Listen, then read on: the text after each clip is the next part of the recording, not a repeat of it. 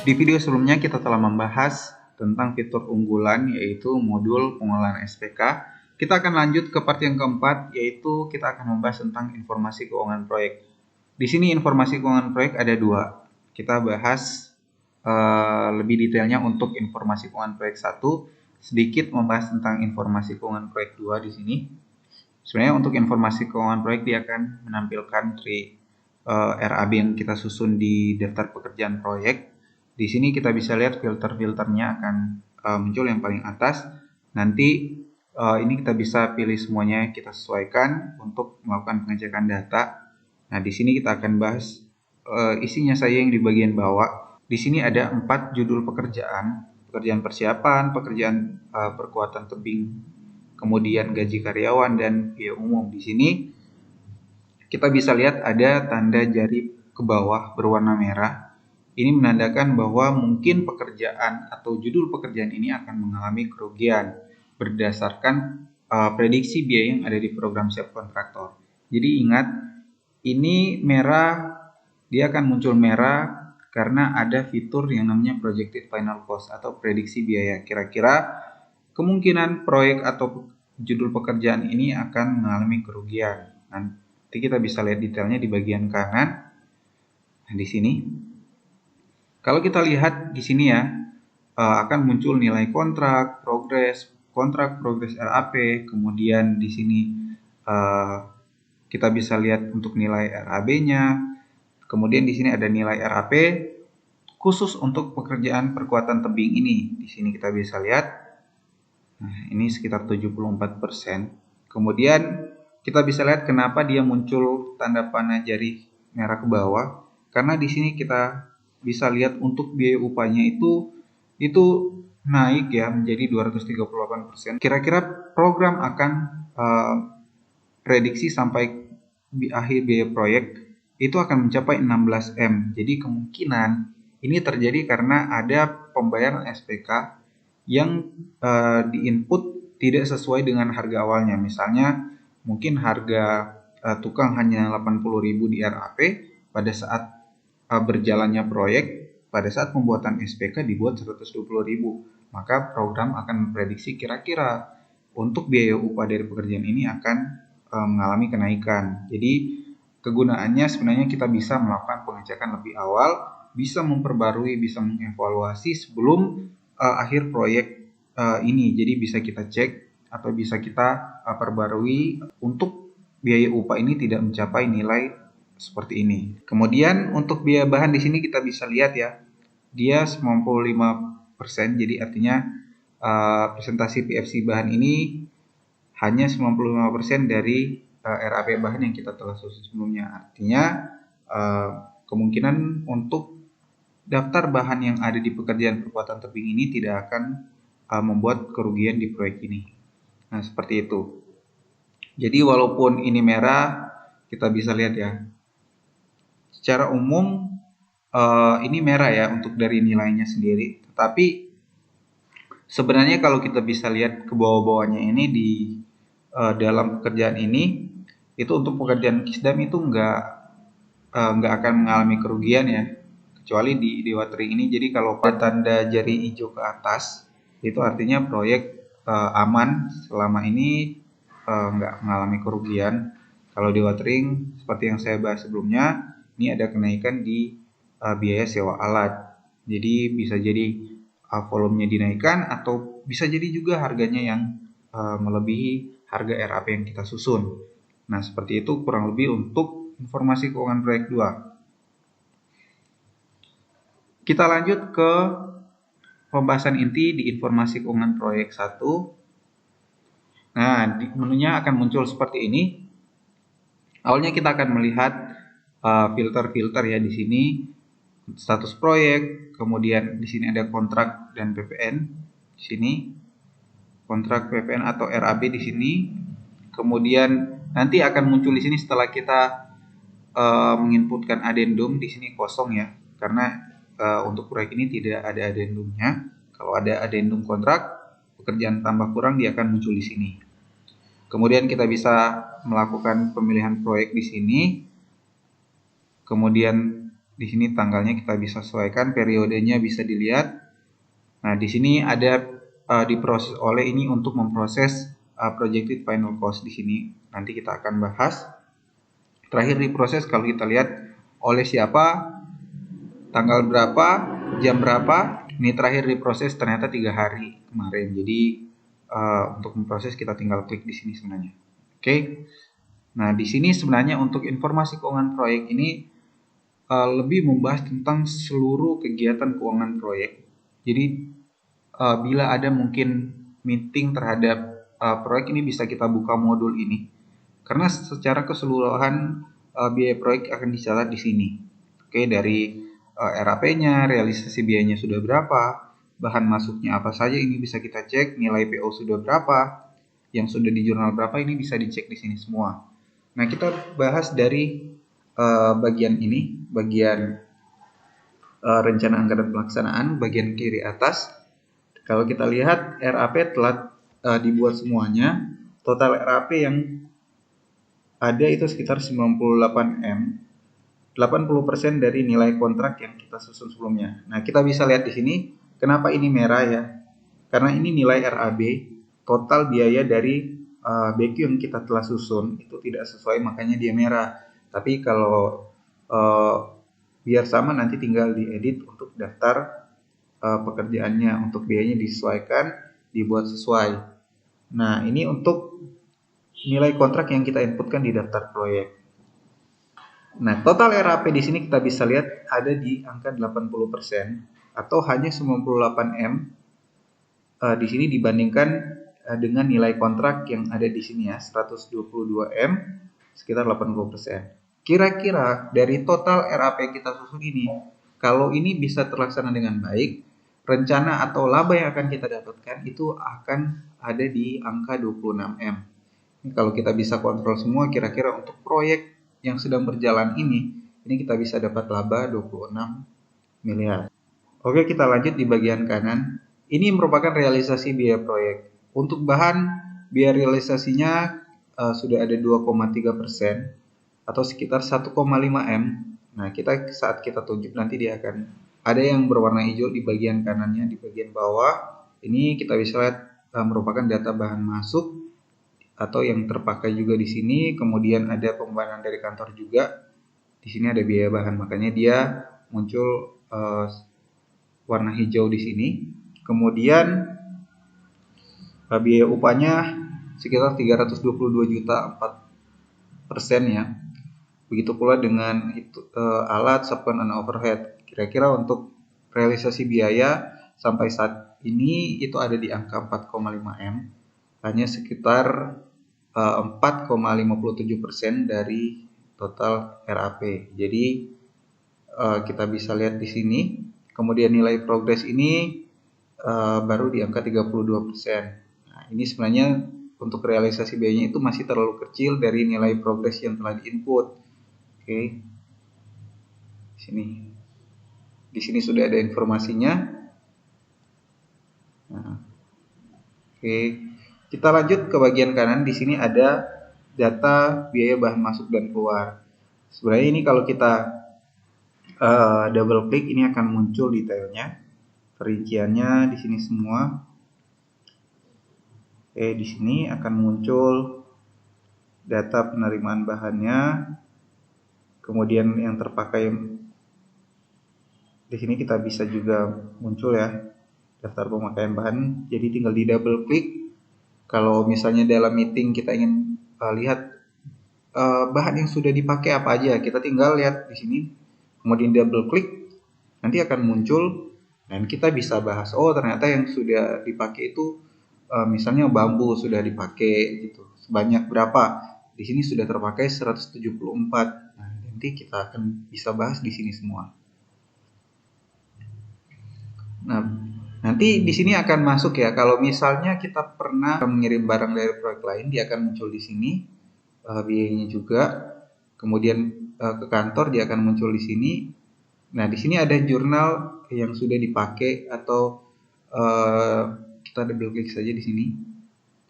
Nah, ini akan muncul data buku besar di sini kalau kita double klik ya. Oke, Kira-kira untuk total keluar itu ada sekitar 1,569. Nah, ini presentasi bahan keluar terhadap bahan masuk. Oke, sudah 99,96%. Ini nilai stoknya 562.500. Nah, kita lanjut ke bagian kanannya. Ini ada projected final cost. Projected final cost ini sebenarnya merupakan fitur dari program siap kontraktor juga, yaitu fitur untuk memprediksi biaya sampai akhir proyek. Nah, di sini ada prediksi biaya bahan, upah, sewa alat, support, dan overhead.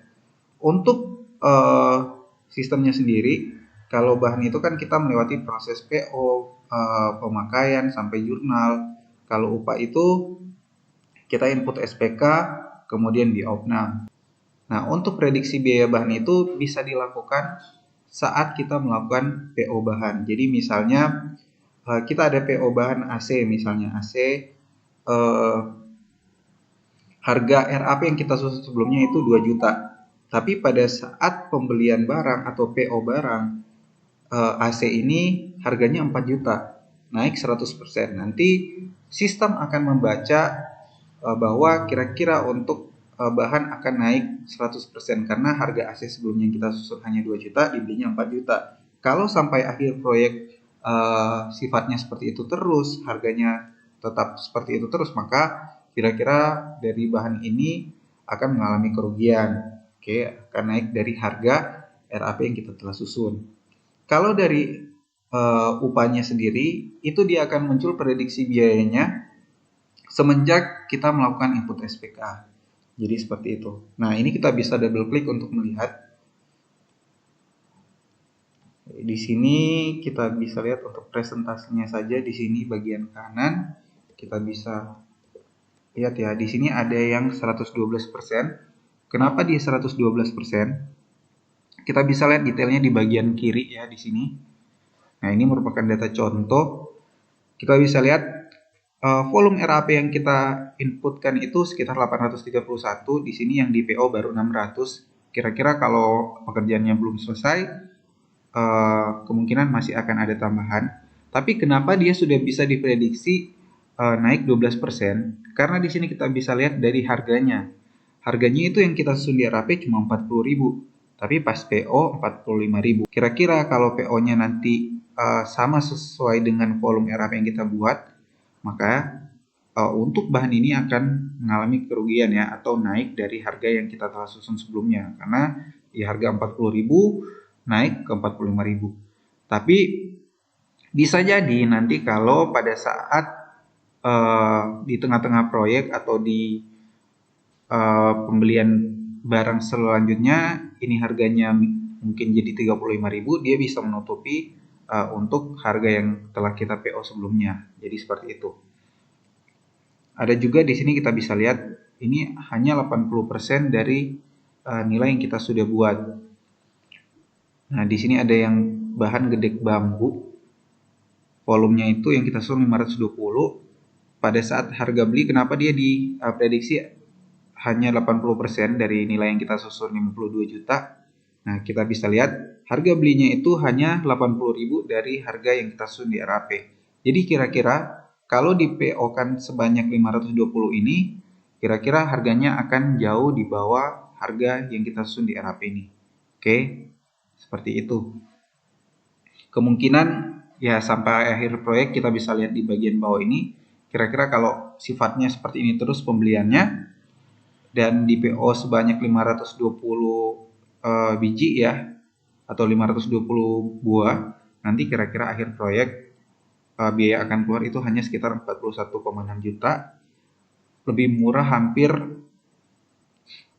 atau lebih 10 juta ya dari harga RAP yang kita susun, seperti itu. Begitu pula dengan upah, sewa alat, subkon, dan overhead. Nah, total PFC di sini kita bisa lihat sudah di angka 104 miliar. Dari berdasarkan jumlah bahan yang telah di PO saat ini, berdasarkan SPK yang sudah diinput, kira-kira proyek ini diprediksi PFC-nya akan ada di angka 104M, naik sekitar 5% dari nilai RAP yang kita susun. Oke, jadi PFC ini berdasarkan nilai RAP, bukan berdasarkan nilai kontrak. Oke, jadi kira-kira 5%. Makanya di bagian bawah ini ada prediksi laba. Kira-kira proyek ini masih akan tetap untung walaupun di sini merah ya. Karena ini berdasarkan nilai kontraknya. Nah, di sini kita bisa lihat total PFC-nya 104M dibandingkan dengan kontrak itu 122 miliar. Artinya masih ada laba yang bisa kita dapat sekitar 18 miliar atau sekitar 15,16%. Tapi ini bisa juga berubah nanti seiring berjalannya proyek. Bisa jadi ada bahan yang lebih murah nanti kita beli, atau bisa juga naik ketika nanti mungkin ada pembayaran SPK yang melebihi nilai RAP yang kita telah susun sebelumnya. Nah, seperti itu. Kemudian di bagian bawah kita lanjut. Di sini ada progres fisik pekerjaan. Di sini ada rencananya, realisasinya sudah berapa, ini terlambat sekitar berapa persen, ini kita bisa lihat. Input pada tanggal berapa, ini kita bisa lihat di bagian kanannya. Nilai progres itu sudah mencapai 13,9M. Nilai invoice ada 33M. Invoice dibayar kita bisa cek di sini ada sekitar 24M. Cash in, cash out. Di sini cash in, cash out-nya kita bisa lihat, bisa di double klik juga. Nanti dia akan muncul perinciannya seperti ini. Oke. Selanjutnya kita lanjut ke bagian kanannya, yaitu kas proyek. Nah, di sini kita bisa lihat ada kas masuknya, itu di input sekitar tanggal 2 bulan 12 tahun 2019. Untuk melihat detailnya kita bisa double klik. Nanti akan muncul seperti ini. Kemudian bukti kasnet ini ada sekitar 179 juta. Kemudian di sini kalau ada PPN akan masuk di sini, begitu pula kalau ada PPh akan masuk di sini. Nah, kira-kira saldo kas ini ada sekitar 11,2 juta. Di bagian bawahnya kita bisa lihat ada pernah dropping kas proyek di sini sekitar 190 juta. Double klik untuk melihat detailnya. Nah, di sini di debit ya. Ini dilakukan pada saat tanggal 1 Januari ada dropping sekitar 100 juta rupiah. Kemudian di dropping lagi ditambah 70 juta dan ada 20 juta di bagian bawahnya. Totalnya 190 juta. Kemudian ini ada jurnal kas proyek. Di bagian ini kita juga bisa double klik. Di bagian bawahnya kita bisa lihat ada saldo jurnal kas proyek. Oke. Nah, kita lanjut ke bagian kanan. Ini perincian bahan masuk. Ini kalau kita pernah dari kantor ya, bahan masuk dari yang dikirim dari kantor dia akan muncul di sini. Ini dari supplier, dia muncul di sini sudah 99,8% terhadap bahan masuk. Nah, kita bisa klik ya di sini bahan masuk. Nah, tadi kita klik di bagian kosongnya akan muncul informasi, hanya bisa double klik bila ada nilainya. Oke, kita bisa lihat di sini detailnya seperti ini. Kemudian ada pembelian secara tunai, kita bisa double klik. Ternyata pembelian secara tunai ini sumbernya itu dari kas proyek. Kalau kita tunjuk di sini, dia akan langsung muncul hijau di bagian bawah ini. Biaya melalui kas proyek sekitar 280.000. Oke, kalau ini dari ada bahan masuk dari proyek lain, dia akan muncul di sini. Nah, di sini ada total PO dan SPK. Nilai PO itu ada 8,5M. Atau sekitar 12,9% dari RAP bahan di sini. Kemudian nilai SPK-nya itu sudah 15M atau sekitar 49% dari RAP bahan yang kita susun. Kemudian di bagian bawahnya ada SPK ya. Di sini ada SPK untuk upah, sewa alat, subkon dan overhead, jadi sekitar 40% dari total ini ya. Kemudian nilai opnamnya sudah berapa nih akan muncul. Di bagian kanan kita bisa lihat ada perincian PO-nya. Kita juga bisa menampilkan grafik PO. Di sini tinggal klik, dia akan muncul nanti seperti ini. Nah, kita bisa lihat di sini ada nilai PO-nya, ada bahan masuknya, jurnal barang masuk, kemudian jurnal PPN, kemudian tagihan, pembayaran, hutang, invoice belum dibayar, di sini akan semua dicatat gitu. Nah, kita bisa double klik untuk melihat nilai PO-nya di sini, double klik untuk melihat rinciannya. Nah, seperti ini. Begitu juga dengan bahan masuk, kita bisa double klik. Kemudian di sini ya, ini kenapa merah? Karena belum semua bahan yang masuk itu di jurnal, jadi dia warna merah di sini. Nah, kita tinggal double klik untuk melihat perinciannya. Jadi kalau sudah di jurnal semua, dia akan berwarna hijau. Jurnal PPN semuanya bisa kita double klik untuk melihat. Begitu pula dengan yang di bagian bawahnya. Ini perincian SPK, sama seperti perincian PO. Nanti kita bisa lihat ini ada upah mandor, SEO alat, subkon, overhead, ini muncul di bawah sini semua. Dari nilai SPK upah, hasil optamnya, jurnalnya sudah berapa, kemudian tagihan, pembayaran, hutang, semuanya dicatat di sini. Jadi lebih mempermudah kita untuk melakukan pembahasan saat meeting berlangsung, seperti itu. Nah, double klik untuk melihat detailnya.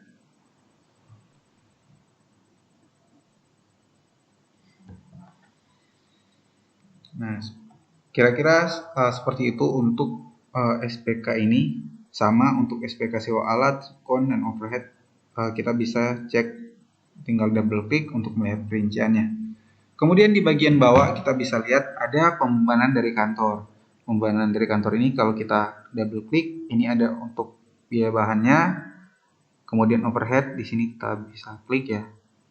Nah, di sini pernah ada pengiriman barang dari kantor sekitar 2,5 juta di sini. Kemudian biaya melalui kas proyek tadi kita juga lihat ya. Di sini di bagian kanan untuk melihat rinciannya kita tinggal double klik. Ternyata pernah ada. Nah, di sini nggak muncul karena kita harus memilih proyeknya juga di sini. Oke. Ternyata pernah ada pembelian semen melalui kas proyek. Oke. Ini biasanya dilakukan karena situasinya mendesak atau urgent. Di sini ada keterangannya. Oke. Begitu pula dengan upah pernah ada melalui kas proyek, dari sewa alatnya juga pernah ada. Kemudian di sini kita bisa lihat grafik kas proyeknya. Di sini. Nah, di sini untuk yang berwarna biru itu kas masuk, yang berwarna orange itu kas keluar. Oke. Kita exit. Kemudian ini ada invoice yang belum dibayar. Ini bahannya masih ada 58 juta yang belum dibayar invoice-nya. Dari upahnya ada sekitar 209 juta.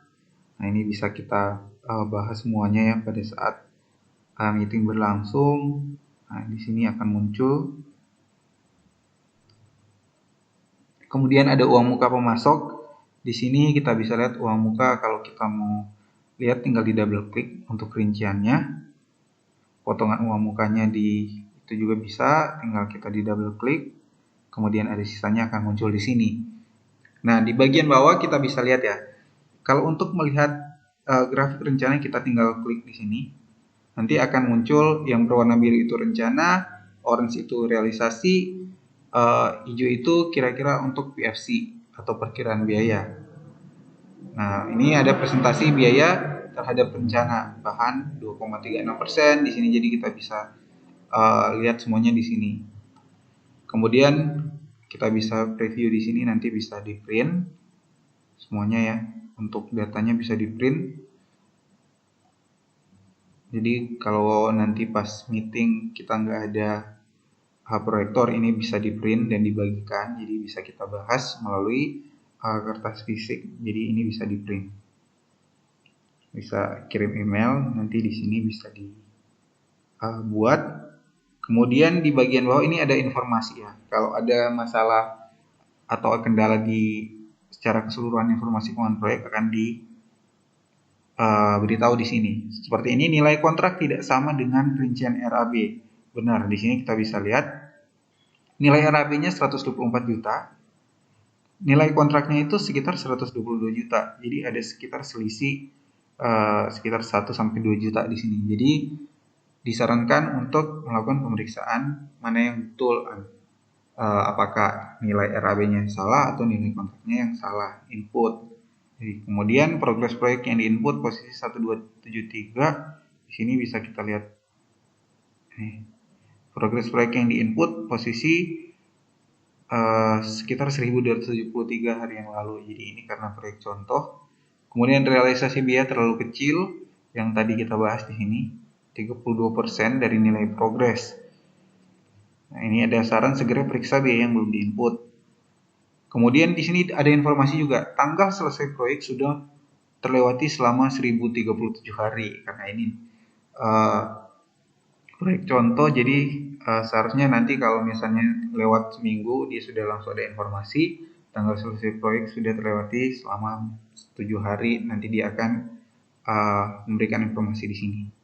Nah, kurang lebih seperti itu untuk pembahasan tentang informasi keuangan proyek. Sangat berguna saat kita melakukan meeting ya, untuk membahas secara umum untuk proyek keuangannya. Ini bisa kita print atau kita buka sebagai materi yang akan dibahas dalam meeting. Seperti itu.